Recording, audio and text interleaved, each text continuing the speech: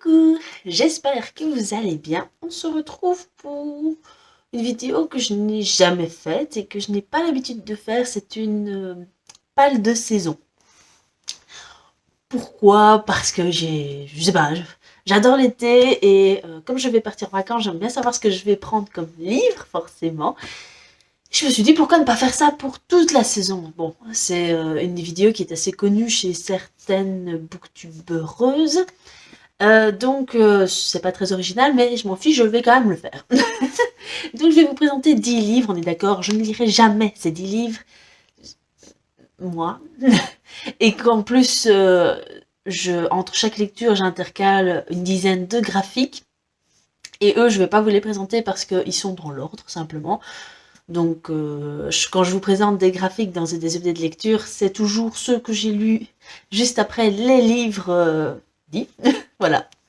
Parce que eux, je ne les... À part si je fais une vidéo dédiée à un style de graphique, bah voilà. D'ailleurs, j'aimerais bien faire une vidéo où je lis 5 graphiques, 5 premiers tomes. Voilà, dans un espèce de vlog à voir. Qu'est-ce que vous en pensez? Alors, commençons tout de suite. Alors, pour le premier, eh bien, évidemment, il fallait qu'un de Saxus se trouve dans les livres. Il s'agit de La Cité Laiton de S.A. Chakraborty. Voilà, donc chez De Saxus, et franchement, je l'ai en hardback. Cette beauté est juste sublime, évidemment. Ça fait... Ah oui, la carte. Ça fait du coup depuis sa sortie que je l'ai, parce que les De Saxus en hardback, il faut quand même les prendre à leur sortie. Et bah, je l'ai toujours pas lu, et j'ai déjà le tome 2 dans ma palle, donc il faudrait quand même qu'ils le sortent, d'autant que c'est une belle pavasse. Mais je n'ai entendu que du bien de cette fantaisie orientale. C'est en Égypte, donc voilà, avec des djinns, des royaumes, etc. Donc, lui et moi, on va s'entendre d'office. Donc voilà, j'aimerais bien lire La Cité de Laiton. À voir. Alors, pour tout autre registre, j'aimerais lire Henri de Emma Chase, donc dans la maison d'édition Hugo Roman. Il est tellement vieux que je sais pas si vous allez voir, mais voilà, là, c'est un peu décoloré ici. Donc c'est le tome 2 de la saga Il était une fois. J'avais quand même bien aimé le tome 1, méga léger, assez chouette. Et moi, en été, tout ce qui est léger, amour, etc., on m'a d'office. Donc, je les lirais bien à la plage, une fois. Ce serait sympa. Alors, et ensuite, j'ai placé un bon gros fantasy, mais bon gros fantasy en VO en plus. Qu'est-ce qui m'a pris? Mais voilà. Parce qu'il fait partie des livres que mes amis m'ont demandé de lire, enfin que j'ai demandé à mes amis de me demander de lire. Vous voyez, hein. CF met résolution livresque. Donc il s'agit de Onyx and Ivory de Mindy Arnett. Donc c'est la collection Fairyloot qu'il avait faite. Et ça avait l'air hyper chouette. Bon, je reconnais que c'est pas très été. Mais je voulais mettre d'autres VO en fait là-dedans, comme Six Crimson Cranes. Je me suis dit, t'as toujours celui-là à lire, et comme tu lis comme un espèce de petit escargot qui est handicapé en VO, eh ben il serait temps de faire le seul VO que tu dois lire cette année. Donc voilà, et ici je pense que c'est du coup donc de la fantaisie qui parle d'une espèce de princesse qui a été bannie de son royaume, qui est considérée comme une traîtresse à cause de son papa, qui est décédé, et elle va finalement se retrouver avec le prince ou un truc du style. C'est l'histoire du royaume. Donc je vous en dis pas plus, j'en sais pas beaucoup plus. Je l'ai depuis hyper longtemps, c'était la première Fairyloot Box que j'avais reçue, et je l'ai pas encore lu. Voilà. Mais ce sera peut-être bientôt chose faite. Alors ensuite, on a Les Dragons de Venise de Kevin Monfils, donc aux éditions Le Héron d'Argent. J'adore la couverture. Et puis Les Dragons Venise dans le même titre, ça ne peut que matcher pour moi en été. Je suis désolée, hein, dragon, ça fait un peu feu. Hein. Et je sais pas, la couverture avec Venise et tout, ça m'inspire trop pour l'été. De ce que je vois, nous sommes au XIVe siècle à Venise, et Venise a conclu une alliance avec la Cité des Dragons, avec le peuple des dragons. Enfin bref, et ça assure la toute puissance de Venise, mais à un moment donné, au moment du carnaval, ça ne va pas aller comme ça. Il va y avoir un souci. Mais lequel? À voir. Donc ça a l'air vraiment hyper chouette et hyper mystérieux, je trouve. Donc pourquoi pas. Et même les griffes du dragon sont elles fluotent. C'est trop beau, mais il faut faire attention parce que ça s'enlève. Donc quand on lit, bah, il faut lire attentivement. Oh, il y a des illustrations. Moi, je suis heureuse. Ça y est, Marie, elle veut lire ce livre. Ensuite, j'ai pris donc encore une petite romance toute mignonne, débutante de Jonah Lisa Dyer et Stephen Dyer. Oh, un couple de frères et sœurs. Hmm. Euh, donc ici, tout ce que je sais, c'est que c'est à mon avis, une petite romance classique avec une fille qui n'a pas du tout envie d'aller au bal des débutantes, qui est, je pense, aux États-Unis quelque chose d'assez important dans les vieilles villes traditionnalistes, je crois. Si je me trompe, désolée, mais bon, j'ai pas envie de lire le résumé. Et elle va se retrouver du coup à ce bal alors qu'elle aime le foot ou des trucs du style, je crois. Et elle va rencontrer un garçon. Parce qu'au bal des débutantes, on danse pas toute seule, on danse avec des hommes. Et elle va rencontrer un homme, je crois.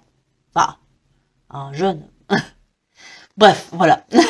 Donc ça a l'air encore assez pepsant, drôle et vraiment sympa. Bien que j'espère quand même que ce n'est pas trop porté en mode tu fais un truc de fille et alors que tu aimes que les trucs de garçon. Enfin bref, je n'aime pas trop ça, mais on va voir. Ensuite, c'est un second tome. Il s'agit de Phobos, le tome 2 de Victor Dixon dans la collection R. Phobos, en fait, j'ai une relation hyper chouette avec le premier tome parce que je l'ai lu en allant en mon voyage de noces. Et ça a été un coup de cœur intersidéral. Donc le tome 2, j'aimerais bien le lire aussi pendant cet été. Parce que ben, tout doucement, les détails commencent à partir. Et j'aimerais vraiment profiter de ce tome 2 sans devoir relire le tome 1. Vous voyez ce que je veux dire? Sinon, ça va prendre encore plus de temps et j'aimerais bien que ça ne traîne pas beaucoup plus. J'avais vraiment apprécié cette histoire de coup de télé-réalité pour mélanger à du speed dating dans une fusée, enfin dans une navette spatiale qui va tout droit sur Mars, c'est ça? Oui, sur Mars, pour pouvoir coloniser cette planète. Donc voilà. C'était vraiment hyper chouette. Je trouvais qu'il y avait vraiment la blinde de diversité. Surtout qu'il y avait, il y a eu un gros pépin. Donc, et pour ceux qui l'ont lu, ils savent. Mais il faut vraiment lire Phobos. Pour le moment, le tome 1, ça avait été hyper chouette. Victor Dixon, qu'est-ce que j'ai lu de lui? J'ai lu Animal. Et ça, par contre, j'avais pas vraiment aimé le tome 1, vraiment pas, c'était pas mon trip parce que bah j'avais non, Boucle d'or m'avait pas plus plu que ça. Ensuite, bien que c'était original que on fasse une réécriture de Boucle d'or. Et ensuite après, je me suis un peu méfiée de Victor Dixon. Du coup, j'ai acheté Phobos que j'ai adoré. À partir de là, ça a été un peu mieux. J'ai lu en audio Cogito, il me semble. Et j'avais vraiment bien aimé aussi, même si ça m'a spoilé la fin de Phobos. Mais c'est pas grave, ça faisait partie du même univers et ça, c'était chouette. On m'a offert Vampiria, les 2 premiers tomes, il y a pas longtemps, à mon anniversaire dernier. Et bah, il faudrait que je me les fasse, vite fait. Et il me reste Extincta aussi. Donc ça, Extincta, je vais me le faire en audio pour voir un petit peu. Et après, je m'achèterai peut-être Cogito et Extincta en livre, parce que les couvertures sont quand même sympatoches. Ça va dépendre à quel point j'aime Victor Dixon. Mais pour l'instant, ça va. À part Animal, on s'accroche. D'autant qu'il est hyper sympa. Et j'ai racheté d'ailleurs sa BD sur Phobos, le tome 1. Ensuite, du coup, j'aimerais bien lire Résonance de Erika O'Rourke aux éditions Albin Michel dans leur collection Wiz. Donc, je ne sais pas si vous vous rappelez dans les résolutions livresques, ça fait partie de ce que mon mari m'a demandé de lire. Et c'est un tome 2. C'est une duologie, en fait. Je ne sais pas comment s'appelle la duologie. Le premier tome, c'est Dissonance. Ouais, non. Et bah, du coup, c'est le deuxième tome de Dissonance, simplement. C'est des marcheurs, simplement. Et en fait, en marchant, ils arrivent à repérer les sons, je pense, des mondes différents qui se côtoient. Et ils vont pouvoir aller dans ces différents mondes où une autre réalité se déroule. Par exemple, si... Bah, je sais pas, moi, si... Le truc classique, c'est si malheureusement la guerre 40-45 n'avait pas été gagnée par les Alliés. Bah, voilà, il y a un monde avec ça. C'est un des plus gros, à mon avis, mondes qu'on peut redouter. Donc voilà, j'aimerais bien lire ça parce que en fait la couverture m'inspire trop. Mais pour ça, il faut que je relise le tome 1. Et là, par contre, ça va coincer parce que lire le tome 2, 1 et 2, là, en 3 mois, je sais pas trop si je vais le faire. Donc, à voir. Mais, voilà, j'ai envie de le lire, là. C'est plutôt, comme dirait Nina Quill, c'est ma PAM, comme ma pile à mood. Il y a aussi, et ça pouvait pas, voilà, vu la couverture, Avant minuit, donc, de Julie Murphy, donc c'est la partie de Modern Princess, donc une réécriture de conte de Cendrillon, et bon, les petits palmiers, la robe d'été, on m'a, réécriture de conte Disney, c'est bon, je suis là. Donc ça, je vous en avais fait un petit topo, il me semble, lors du book haul où je l'ai acheté. Et il me semble que c'est du coup, une réécriture de conte de Cendrillon, évidemment, mais aussi c'est assez moderne dans le sens où je pense que, donc effectivement, Cendrillon est avec son papa qui s'est remarié avec une dame qui a une ou deux filles. Et elles s'entendent toutes bien en fait, et grâce en fait à sa belle-mère, elle va se retrouver à faire une télé-réalité, je crois. Et voilà, c'est à peu près tout ce que je sais, à part le fait que, pour le petit clin d'œil aux chaussures, elle adore confectionner des chaussures. Donc voilà, ça a l'air hyper chouette, hyper frais, mais tout en véhiculant des beaux messages, donc moi je dis oui. Pas vous? Un livre d'une de mes autrices chouchou. Il s'agit de Nora Roberts, donc La Cachette. Bon, je l'ai pris pour la couverture. Voilà. Je préfère même pas savoir de quoi ça parle. C'est généralement, dans ce genre de couverture-là, c'est des thrillers romantiques, on va dire. Donc, dans ces cas-là, j'aime pas trop regarder le résumé. Mais on peut voir que ça se passe avec une plage. Peut-être en Écosse, quoi, ou Bretagne, je ne sais pas. Bref. Nora Roberts, parce que j'adore Nora Roberts et que ça fait hyper longtemps que j'en ai pas lu, alors que j'en ai plein. J'en ai littéralement plein. Et je veux relire du Nora Roberts, je veux. Et enfin, une relique de ma palle, littéralement, et alors que j'ai super envie de la lire, mais elle ne sort jamais, c'est Sheets of Magic de V.E. Schwab, donc aux éditions Lumen. Je sais pas pourquoi. Il me tente trop en plus. Vraiment, j'ai envie d'aimer V.E. Schwab. Vraiment, j'ai vraiment très envie de l'aimer. À chaque fois que je vois une de ses sorties en Young Adult, il faut que je la note simplement. Elle est notée à chaque fois. Mais là, j'ai le premier et j'ai dit, bah non, il n'est pas sorti. J'ai jamais lu V.E. Schwab. C'est une honte de ma part. Mais voilà, j'ai très envie de commencer avec Shades of Magic. Donc, voilà. Donc ici, je pense qu'on parle de plusieurs Londres. Un Londres où il n'y a pas de magie, un Londres où il ne faut pas aller, un Londres où il y a beaucoup de magie.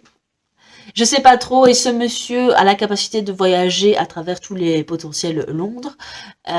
Et le problème, c'est qu'on lui dit qu'il ne faut pas perdre d'objet dans un de ces Londres. Le problème, c'est qu'il va le faire. Là, il va être récupéré par quelqu'un. Enfin bref, je ne sais pas trop le pourquoi du comment. Je veux pas trop savoir d'ailleurs parce que j'ai envie de lire quoi. Donc j'ai envie. Voilà. Alors, voilà, je suis posée sur mes 10 livres. Je vous ai présenté mes 10 livres que j'ai hyper envie de lire cet été, parce que voilà, ils font très été, comme dirait Nina. D'ailleurs, si elle ressort son challenge été glacé, ce serait quand même trop top d'y participer. Donc pourquoi pas, à voir. Et d'ailleurs, je vais bientôt partir en vacances. J'aimerais peut-être faire un petit vlog, juste en tout cas orienté lecture, pendant ces vacances-là, parce que je vais emmener... Je ne sais pas encore en fait ce que je vais emmener, pour tout vous dire. Parce que ma lecture en cours, c'était Bambi. Là, je vais faire une petite BD. Mais normalement, après, c'est À la croisée des mondes, le tome 3. Sauf que moi, j'ai l'énorme intégrale, l'énorme pas basse. Je sais pas si vous voyez un petit peu de quoi il s'agit. Mais j'ai pas très envie, d'autant que À la croisée des mondes et moi, on est un peu en conflit, parce que c'est pas que j'aime pas, mais en fait, je n'ai aucun atome crochu avec Lyra, qui est la personnage principale. Non, ça matche pas, elle et moi. Il y a rien à faire. J'ai pitié d'elle et tout ce qu'on veut, mais c'est tout. Et c'est un peu triste. Maintenant, dans le tome 2, on a introduit un nouveau personnage qui, lui, est beaucoup plus, qui m'est beaucoup plus sympathique, en tout cas. Et ça va mieux. Mais pour autant, j'ai pas très envie de retourner dans ce tome 3. Maintenant, j'aimerais bien quand même le lire. Ça fait quand même... ma grand-mère me l'a offert quand j'étais enfant.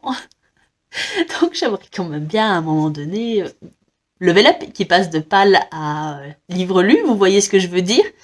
Donc c'est vrai que j'ai pas très envie, mais qu'en même temps, j'ai envie de le finir. Donc je suis un peu le cul en deux chaises, comme on dit. Mais pour autant, je me vois pas emmener en fait cette grosse pavasse. Donc je crois que je vais essayer de bosser à fond là-dessus, soit pour me donner très envie de lire, soit pour au moins me dire c'est bon, je peux mettre en pause, ou si j'ai très envie de le lire, le prendre, hein, limite. Si j'ai envie de le finir, on le prend et c'est parti, en avant.